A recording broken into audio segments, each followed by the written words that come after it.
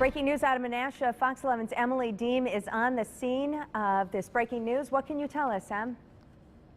Good morning, Rachel. Hi, everybody. Right now we are coming to you from Taco Street and 9th Street this morning, where we're being told to stay right here because police are dealing with a suspicious situation behind us. You can see those police cars that are parked right there. They're actually dealing with a suspicious situation on the 300 block of Lisbon Avenue, and that's not too far from here. This is Taco Street right here, just a ways back. Earlier this morning around 1:18, SWAT was called to the 300 block of Lisbon Avenue. Report of shots being fired in that area. They responded, and I actually have Aaron here with me this morning to tell us a little bit more about the situation. Can you just get us up to date on what's going on right now? Sure. Yeah, as you said, we had responded earlier to the shot of gunshots, and we've had a perimeter established ever since then. We've attempted to make contact at the residence. It wasn't until probably in the last half an hour or so, a teenage female from the residence did come out of the house and was able to make contact with the officers. We're still at the point of trying to determine, account for everybody in the home and make sure that everybody's okay.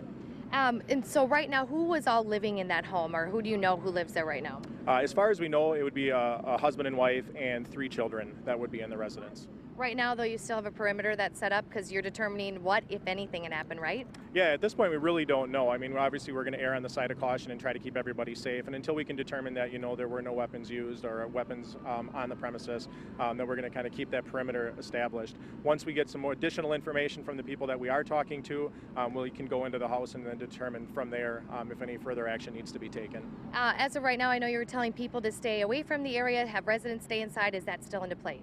It is still in place until we can determine that there's no threat with any type of weapon. And obviously, like I said, we're going to err on the side of caution in these types of incidents. We will let residents know as soon as we possibly can. We realize they've got work, got to go to work and that kind of stuff. So we'll let them know as soon as we can when they can leave their residence. And for right now, for your team, you're still going to stay on scene. Do you know how long, what the situation is going to be in the next couple of hours or so? It'll depend kind of on the information that we get as we talk to the residents.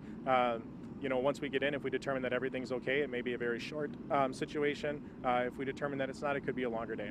And I know you had been on scene. The call came in around 1:18 of the shots being fired. You had been on scene ever since then, but no one had come out. You hadn't communicated with anyone until about half hour, 45 minutes ago. Do you maybe know why it took so long for anyone to come out?